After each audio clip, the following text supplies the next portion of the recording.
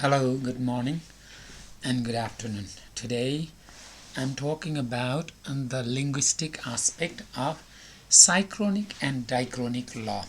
What is synchronic and what is dicronic? It is literary theory. It is about a practice to speak of laws in linguistics, right? But are the facts of language actually governed by laws? There is a question. Is it possible that language is governed by law? If so, what are they like? What are the laws? How it can be controlled? How law can function to the govern to the language?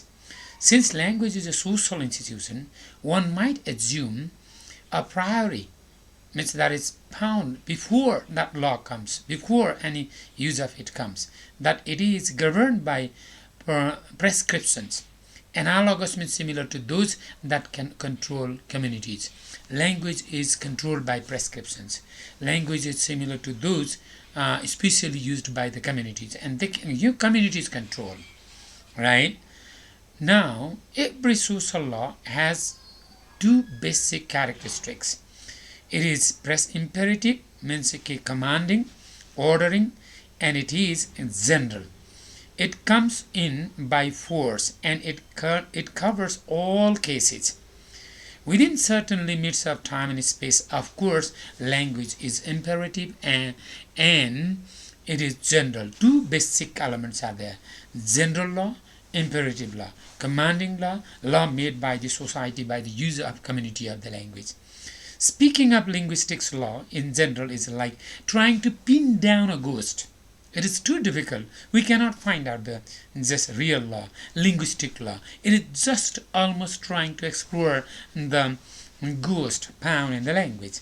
Synchronic system of language shows relation of words. See, what is synchronic and what is dicronic? If relation of words, relation of phrases, relation of combination, relation of construction of sentences, relation of connection, relation of subject, verb, object, that is called synchronic. But dicronic system is of the rule as prescribed. What the dictionary prescribes, what the rules of language prescribes, that is dicronic. So dicronic is related with law, synchronic is related with the combination of words, with the relation of words, with the connection of sentences. So synchronic law is general but not imperative. That means dicronic is already prescribed, that is imperative, and synchronic is general law of language, that is not prescribed, that is made. The law is made through the use of the community, through the use of the speakers, how they use it, how they speak the language, right? Doubtless it is imposed on individuals by the weight of collective uses. That means individuals are imposed the law by the collective use of the language, right? Maybe larger community uses the language with a certain laws, certain rules, and the same law and rule is imposed to the individuals. I have, that is I is singular but have is plural, and it is used by the majority of the society, collective usage of language. So individual, everyone has to say I have to use, I have, not I has, right? That is the law. But here is not to have in mind an obligation on the part of the speakers. There is no obligation to the speakers that they must follow. They must just use according to the law of the language in their speech, because they can violate even in speech, right? Nothing is more regular than the synchronic law that governs Latin accentuation, right? In short, if one speaks of law in synchrony, it is the sense of an arrangement, principle of regularity. If we talk about law in synchronic aspect of language, it is how words are arranged, how phrases are arranged, how prepositions are arranged, how sentences are constructed, right? Dicronic aspect on the contrary supposes a dynamic force through which an effect is produced or thing executed. But this imperativeness is not sufficient to warrant applying the concept of law to evolutionary facts. Imperativeness means order, prescription, prescribed form. That law is not always functioning, right? To summarize, synchronic facts, no matter what they are, evidence a certain regularity but are in no way imperative, right? But dicronic facts, on the contrary, force themselves upon language, but are in no way general. Synchronic is not okay, and dicronic is not general. In a word, and this is the point that has been trying to make, neither of the two classes of the facts is governed by laws. That means both synchronic and dicronic aspects of language is not governed by the laws. And even if one still wishes to speak of linguistic laws, the word will embrace completely different meaning. If we try to find out the just law to impose, their meaning would be different. Either a panchronic or not restricted in a specific point of view. Panchronic means not restricted, right? Viewpoint. Okay. Is there panchronic? Is there not restriction? Right? In a word, cannot language be studied from panchronic point of view? Cannot language be studied from restricted specific point of view, specific time? It is a question. When we speak of particular tangible facts, there is no panchronic viewpoint. There is no restriction in the language used, right? Its phonetic change, regardless of its actual spread, is limited to a definite time and territory. No change occurs at all times and in all places. Change exists only in dichronically, right? A concrete fact that lends itself to panchronic explanation is restricted explanation, cannot belong to language. There is no just restricted explanation of the language. From the panchronic point of view, the particular facts of language are never reached. These particular facts are never found out, that can never be reached, right? Now, consequences of confusing synchronic and dicronic, right? There is always confusion because synchronic truth seems to be the denial of dicronic truth. There is always contradiction, always opposition, rivalry within dicronic and synchronic. And one who has a superficial view of things imagines that a choice must be made, right? This is really unnecessary. One truth does not exclude the other. We cannot choose only synchronic and we cannot choose only dicronic aspect. There is an antagonism between synchronic and dicronic aspect too. The synchronic truth is just as absolute and indispensable as the dicronic truth. Means both are indispensable. Both are quite essential. Synchronic and dicronic truth, they are useful. They cannot be isolated. Synchronic truth is so similar to dicronic truth that people confuse the two or think it superfluous or to separate them. Right? It is not possible. It is always confusing. Right? The fact that both classes are in other respects closely linked, synchronic and dicronic are linked, each conditioning the other, points to the conclusion that keeping them apart is not worthwhile. It is not possible to keep them apart.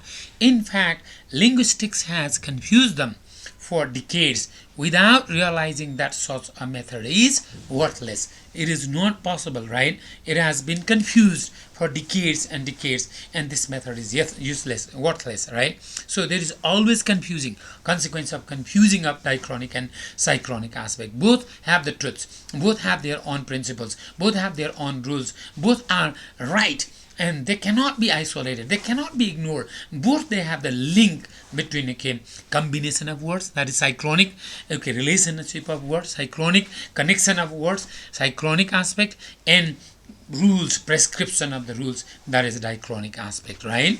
So let's see conclusion. Linguistics here comes to its second bifurcation, right? Function, that is the meaning. We had first to choose between language and speaking. First we choose the language and then only we speak. Without the words, without the language, we do not start speaking. Here we are again at the interconnection of two words, two roads, one leading to the dicronic and the other synchronic, right? So that means It cannot be just bypassed. First we think about the language and then only we speak. Once in possession of this double principle of classification, right, we can eat that everything dicronic in language is dicronic only in virtue by speaking. And again, it is in speaking that the germ of all change is found. There is a dicronic aspect. Dicronic means there is a prescription, there is a rule, there is a prescribed system how to use language, how to use sound, how to pronounce the word. All those prescriptions are there, but sometimes the moment we speak, we violate that just speaking, that those rules, system, prescription, and we make in a different one. That is called Sychcronic. Each language is launched by certain number of individuals before it is accepted in general use, right? It comes by the general rules, but when it comes in general use, and there can be Sychcronic aspect, there would be change, there would be different in the form of speech, right? In the Sychcronic study of Old French, for instance, the linguistic words in facts and principles that have nothing in common with those that we would find out by tracing the history of the same language from the 13th to the 20th century. Yes, we can. Dicronic aspect means studying the words in historical order, right? Historical study is no different, but it is very difficult to command scientifically such different languages. Maybe how we can just command, how it is different, right? The two parts of linguistic respectively as defined will be the object of our study, right? Synchronic linguistics will be concerned with the logical and psychological relations that bind together coexisting terms and form a system in the collective mind of speakers. Dicronic linguistics, on the other hand, will study relations that bind together successive terms not perceived by the collective mind but substituted for each other without forming the system, right? Now, Synchronic linguistics, this is chapter 1, and it is about generalistics, right? What is Synchronic now? To Synchronic belongs everything called general grammar, right? It is only through language states that the efficient different relations which are the province of grammar are established, right? The study of statistic linguistics is generally much more difficult than the study of historical linguistics. Evolutionary facts are more concrete and striking, right? They are observable relations tie together successive terms that are easily grasped when understood. It is easy, often even amusing, to follow the series of changes, right? But it is very difficult to follow the prescription dicronic aspect. But the linguistics that penetrates values and coexisting relations presents much greater difficulties, right? It is possible for a language to change hardly at all over a long span and then to undergo radical transformations within a few years. Of two languages that exist by side during a given period, one may evolve drastically and the other practically not at all. Study would have to be dicronic in the former instance, Synchronic in the later. First it is dicronic, and then second only it becomes Synchronic. First it is a prescribed rule. First that is the word, and then only we start using it. So Synchronic and dicronic aspect are there both in its form.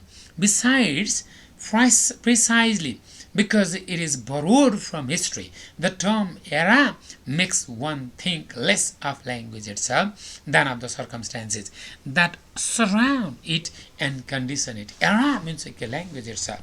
In short, it suggests that rather the idea of what we call external linguistics, internal linguistics and external linguistics, right? Okay, the concrete entities of language. Now, what is concrete entities? Concrete entities means concrete object of language.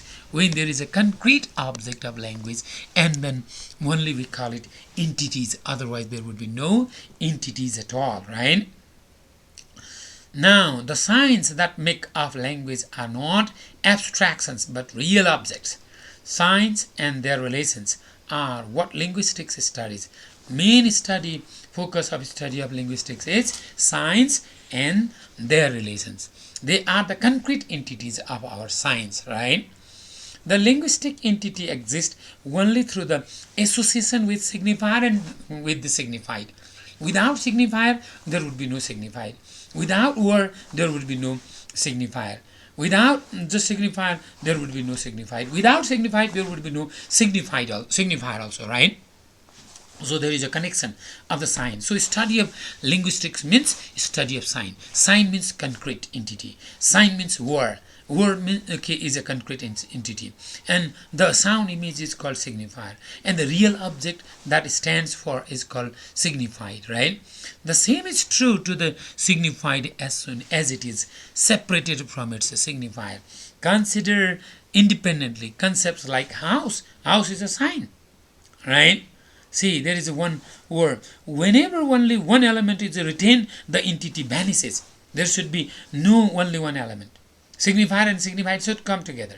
Instead of concrete object, we are faced with a mere abstraction if only one element is removed.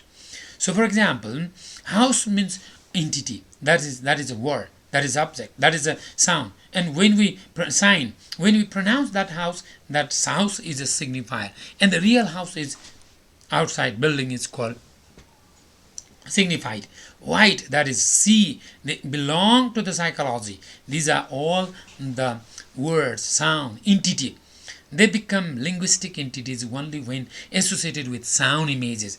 If they are not just with the sound images associated, and they do not become linguistic entities. In language, a concept is a quality of its phonic substance, just as a particular slice of a sound is a quality of the concept, right?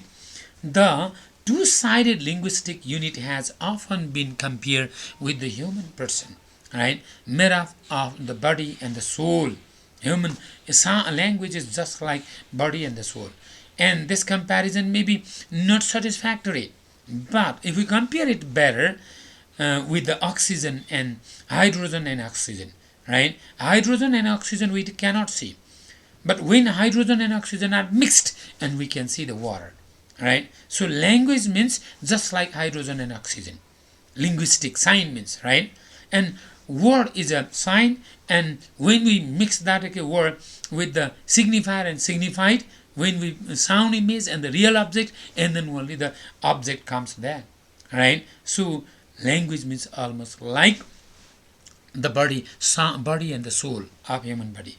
Or better choice would be chemical compound like water, a combination of oxygen and hydrogen. Taken separately, neither element has any of the properties of water. If we put that oxygen and hydrogen in a separate isolation, no water comes, no element comes in water, no properties of water comes. In the same way, if we put signifier somewhere and signified something somewhere, and no entities comes, so no, it does not become entities. So there is the word sign is a complete entities, concrete entities of language, right? The linguistic entity is not accurately defined until it is delimited, that is, separated from everything that surrounds it on the phonic chain, sound, that is sign. These delimited entities or units stand in opposition to each other in the mechanism of language. It is found in the mechanism of language. Sound should be analyzed, right? For analysis is impossible if only the phonic side of the linguistic phenomenon is considered, right? But when we know the meaning and function that must be attributed to each part of the chain, we see the parts detach themselves from each other, and the shapeless ribbon break into segments, right? Yet there is nothing material in the analysis, right? Now let's come. Language is a organized thought coupled with sound. It is organized thought. We think in our brain, and then in an organized way we just pronounce the word, right? So it is organized thought, right? Okay, let's see for the time being. I'm coming. It's all right. Okay. Sorry for interruption for some time. See now, to prove that language is only a system of pure values, it is enough to consider the two elements involved in its functioning.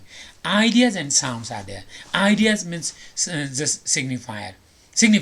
Sounds means signifier, right? Psychologically, our thought, apart from its expressions in words, is only a shapeless and indistinct mass.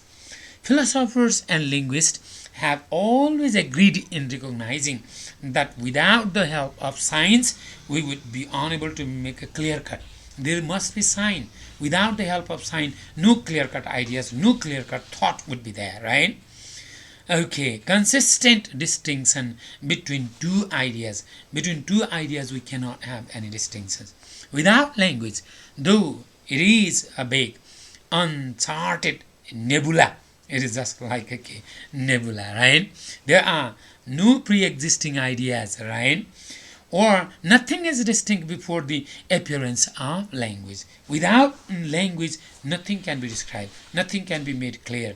It is just like useless, meaningless in absence of language. So it is through the language we have the kind of mechanism of the organized ideas in our brain, and we speak, right? So language helps to organize our ideas.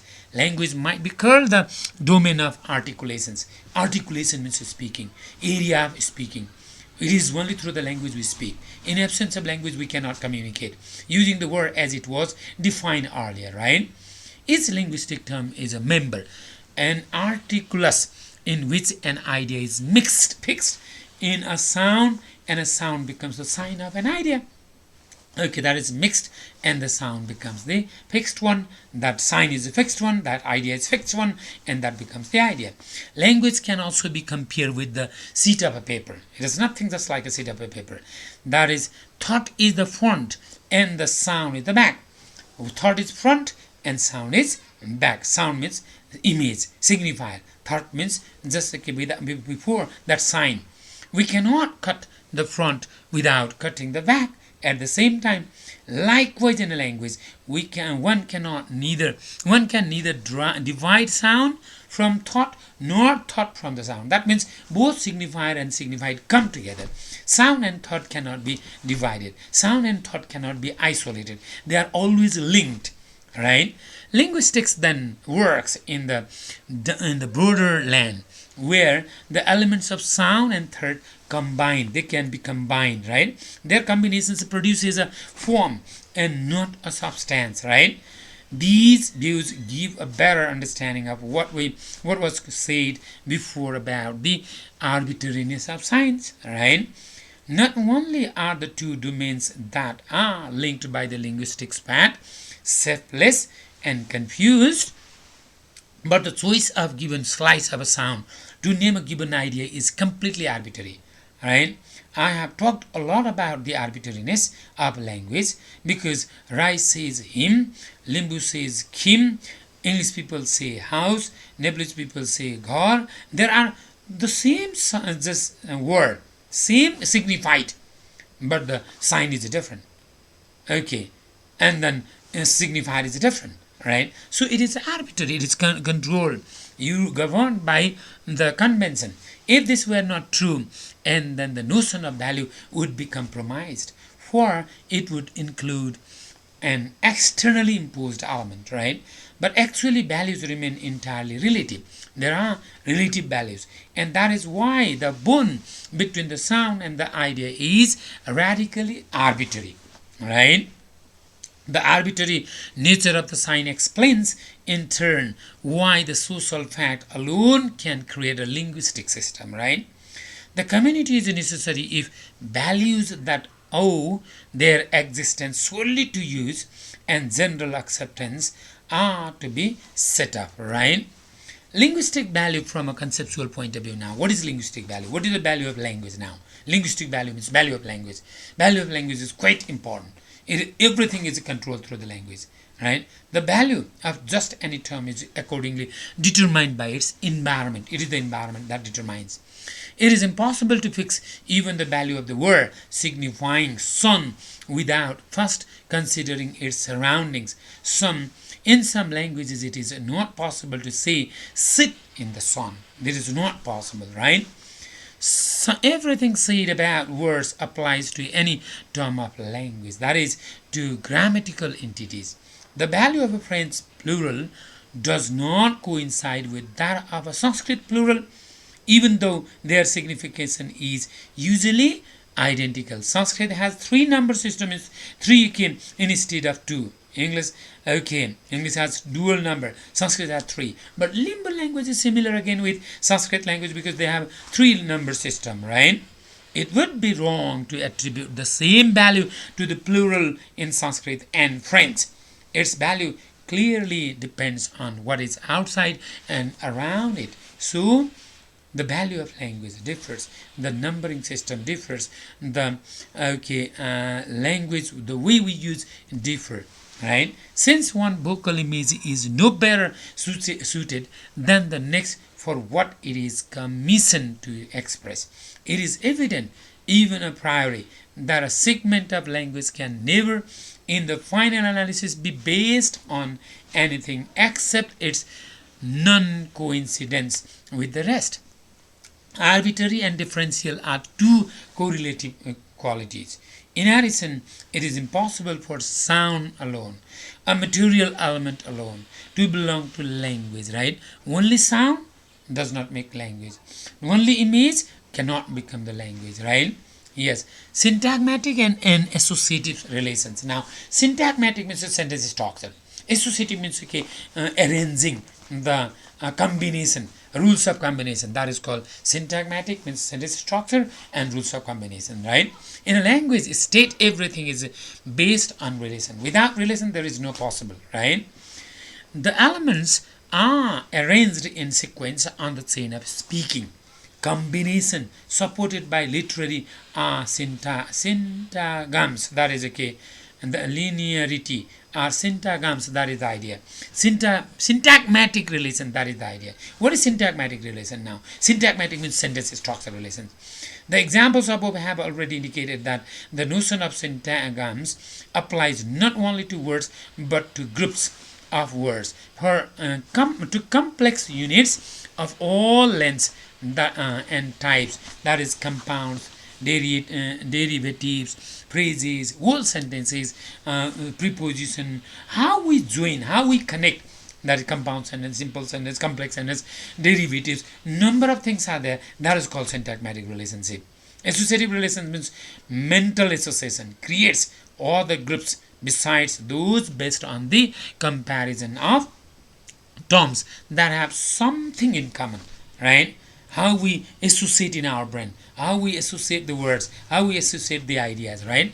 Through its grasp of the nature of the relations that bind the terms together, the mind creates as many associative series as there are diverse relations. Our mind creates number of associative series, since we have diverse relations outside in the language. Now, let's talk about difference. Difference is important for the students. Difference is an essay, right? It is an essay written by Jacques Derrida. What is difference? Difference is the heart of deconstruction theory.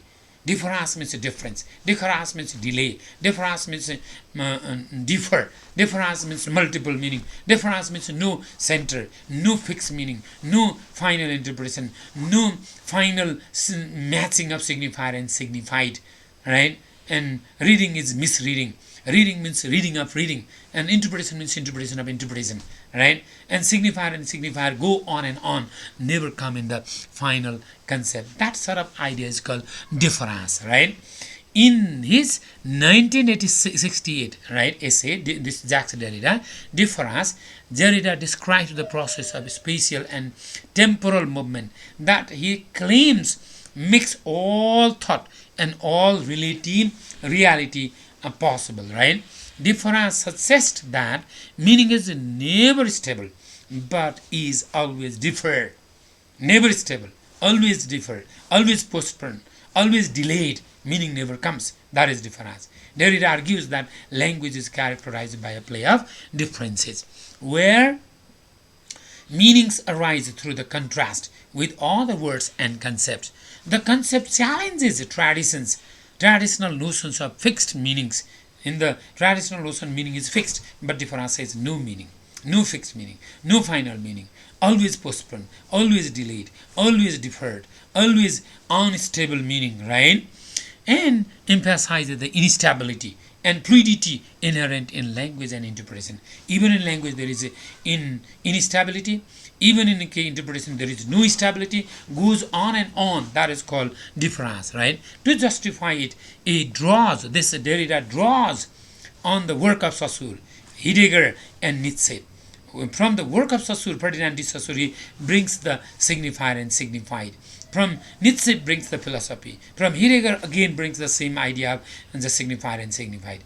He also alludes to the work of the pre-Socratic philosophers, such as Anaximander. That is another author, right?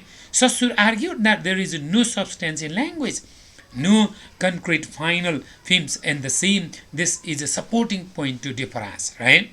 All languages consist of differences, no similar, because if there is black, there is white. If there is dark, there is a light. If there is a day, there is a night, right? So there are the differences, and all languages consist of differences. In language, there are only forms, not substances, right? And by that he meant that all separately substantive units of language are generated by other things that lie outside them, right? Okay, all elements of language have identity only in so much as they are produced by a network of differences. If there are the differences, then the language takes place in communication, right? And each element will itself consist of further differentiations, endlessly different, endlessly differing, right? Derrida contains that thought and our perception of reality are governed by similar processes, right? Okay, Derrida set about demonstrating that ideas specially are like units of language. They are generated by differences. They have no substance apart from the networks of differences. Like forms, they are empty, non-present, and non-substantive, right? In this essay, he uses two essays to talk about the work of difference that produces presence is the effect that the mind then mistakenly assumes is a substance that guarantees truthfulness, right? Anyway, first is time. He talks about time. When we think of anything, we cannot grasp it in the present moment. We say present, but it is not understood, because that present moment is always passing away. We say present, but the present is not found. The moment we say present, it has become already past, and future is coming to us. So he talks about the time. Time is always running. It is not fixed. It is unstable. It is instable. It is going on and on. So presence is shadowed by the death of the presence. When we say presence, it is shadow only, because it becomes past. And then we move to the future, right? Any current present moment bears in it the future present moments, right, towards which it is moving. When we talk present, that is almost becoming future. The differences between these presents and constitute the present we attempt to grasp as something substantive before our minds. We try to understand present means this time, but the moment we say present, it becomes past. The moment we say present, we go to the future. So it is only in the mind we never get the complete fixed idea of present, right? So is the case even in meaning, even in interpretation, right? The second axis is space. Space means place, right? In the same process of difference founds the idea of spatially determinate identity of presence. Any spatial locatable object of thought or idea has an identity or presence of its own only by differing from the other things, right? We say this location, Kathmandu. Why? Because there is no Kathmandu, there is another place. There is another place and we call it Kathmandu. There is New York because of Texas, because of California. Otherwise, everything would be same, right? That is the idea. Another term of this is an operation of difference that Sarro's presence is a trace, sign only. All ideas and all objects of thought and perceptions bear the trace of other things, other moments, other presence. When we talk of something, other trace comes, other things comes, other presences come, other moments come. To bear the trace of other things is to be shadowed by alternative, right? Which literally means otherness is there. Derrida concludes this his essay, by evoking the pre-Socratic notion of the samplok, or confluence of being. We think we are being, but we are somewhere else, right? What the concept of difference leads into is a sense that everything is existence. Everything in existence is rationally connected. Everything is connected, right? We can sort it out into parts, but we should not assume those parts are pure and original, or that they are pure identities, right? They are the effects of the other processes of relation and differentiation. Differentiation moves on and on. Derrida argues that what this means is all that things are signs and that are all reality is textual, in that all parts refer to or signify other parts. There is a connection, okay, signified and signified going on and on, which are themselves signifiers of the other parts. Derrida brings Saussure's notion of difference to bear on philosophical concepts like signs in language. He argues they are two given identity by their differences from one another. He famously notes that philosophical oppositions such as the intangible and the sensible, nature and the culture, the ideal and the physical, and so on, can be shown to be produced by differences. Nature and जैसे idea, culture can be presented only with the example, only with the differences. If all things are similar, how can be found out all the things understood, right? Many literary critics have mistakenly limited to the construction to this ongoing of binary opposition, but the questioning of opposition is only one part of Derrida's undertaking, which aims to put in question that the values and assumptions of the metaphysical and philosophical tradition. It is metaphysical. It is going on and on, moving on and on, right? The verb to differ, means differer, seems to differ from itself. On the one hand, it indicates difference, indicates distinction, inequality, or discernibility. On the other, it expresses the interposition of delay, the interval of spacing, temporalizing, that puts off until later what is presently denied, that upon the possible that is presently impossible. That is a difference. What is possible present is impossible. We say present, but it is past. Already, the moment we speak, it becomes past, and we run to the future. What we say possible, that is impossible. Right? Difference is not simply active, and more than it is a subjective accomplishment, it rather indicates the middle voice. Difference means middle voice. It precedes and sets off the opposition between passivity and activity. It is the middle voice of passivity and activity, right? Difference is neither word nor a concept, right? It is neither word nor a concept. It is in between a concept and then word. In fact, or theory, we can always erase or lessen this spelling mistakes. It is not spelling mistakes. It is not erasing. And we cannot do that. In its case, while these are analytically different from one another, but for practical purposes the same, find it grave, serious, unseemingly, or indeed supposing the greatest generousness, ingenuousness, and amusing, moving on and on, right? Then in writing the word difference, this seemed necessary in the course of writing about writing, and writing within a writing which different strokes all passes in certain respects through a gross spelling mistakes. We think that through a violation of the rules governing writing, violating the law that governs writing and regulates its conventions of propriety. That means writing means not complete. Writing of writing. Bhalisen rule, right? No only Bhalisen. It is, even in writing, it is not mistaken in spelling, right? Goes unconventionally, right? But it is not the spelling mistakes, right? It is the idea that writer wants to show the difference, wants to show instability, wants to show in just like a postponed, delayed meaning, right? It is written or read, but it is not heard. It cannot be heard, and we shall see in that in what respect it is also about beyond the order of understanding. We do not understand what it means, what difference means, and if when we do not understand, that means that is a deconstruction. That means difference. When we understand, that is not difference. Not understanding is called difference, right? Beyond understanding is called difference, because there is a running one after another, right? No final meaning, no complete meaning, no absolute meaning, no fixed meaning. It is postponed, it is delayed, and interpretation of interpretation, balance of balance, and reading of reading, right? No final reading.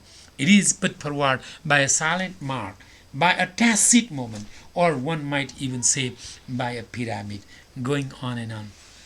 We shall see later in what respects this temporalizing is also temporalization and spacing. Is space becoming temporal and times becoming spatial? Is primordial construction of space and time? Is metaphysics or transcendental phenomenology would call it in the language that he is here criticized and displaced. Means it is always criticized. There is no time. There is no temporal. There is no temporal. Is temporalization is almost moving. There no space, no anything else. It is always replaced, displaced. Right here, that comes more immediately from the present participle different, and things brings us closer to the action of differing. That is in progress even before it has produced the effect that is constituted as different or resulted in difference within, right? We ordinarily say that sign is put in place of the thing itself, a present thing holding here for the sense as well as the referent. But signs represent the present in its absence. Represents present but in its absence, means there is impossibility, there is no final. They take the place of the present. When we cannot talk and take hold of or show the thing, let us say the present, the being present. When the present does not present itself, then we signify, we go through the detour of science. Present we say, but present is not realized. Present is not presented. Present is not seen. Present does not come itself. That is a difference. That is a difference. That is a delay. That is a postpone. Right? We take off or give signs. We make signs. The sign would thus be a deferred presence. Signification is the difference of temporalizing. Right? Difference can no longer be understood according to the concept of sign, right? Which has already been taken to mean the representation of presence and has been constituted in system of thought or language determined on the basis of an inner view of presence. That is one idea. In this way, we question the authority of presence or its simple symmetrical contrary or absence or lack. There is always an absence. There is always a lack, right? We thus interrogate the limit that has always constrained us, that always constrains us, we who inhabit a language and a system of thought, to form the meaning of being in general as presence or absence in the categories of being or beingness. We never find a meaning. In it already appears that the kind of questioning we are thus led back to is, let us say, the Heideggerian kind, and the difference seems to lead us back to ontological differences, right? That is ontic means ontological differences. Okay, Heidegger's idea, right? Rightly or wrongly, to Saussure is its common founder, It was Saussure who first of all set forth the arbitrariness of science and the differential character of science is principles of general semiology and particularly of linguistics. Saussure said the arbitrary of language, arbitrary of science, and that arbitrary of science means there is a difference, there is a difference, there is the same meaning, right, of difference, delaying. And as we know, these two themes, the arbitrary and the referential, are in his view inseparable. Arbitrariness can occur only because the system of sign is constituted by the differences between the terms and not by their fullness. Right? Arbitrary and differential, says Saussure, are two correlative qualities. Right? A, the combination of signification. This principle of difference affects the whole sign, that is both signifier and the signifying aspects. That is what Saussure says. It affects the difference. Okay. The signified aspect is the concept and the idea is the sense. Right? Signifier and signified again. The signifying aspect is what Saussure calls the material physical image. We do not here have to enter into all problems that these definitions pose, right? In language, there are only differences. Even more important, a difference generally implies positive terms between which the difference is set up. But in language, there are only differences without positive terms, right? Whether we take the signified or the signifier, language had neither ideas nor sounds that existed before the linguistic system. Before linguistic system came, there existed, right? But only conceptual and phonic differences that have issued from the system, is from the language, right?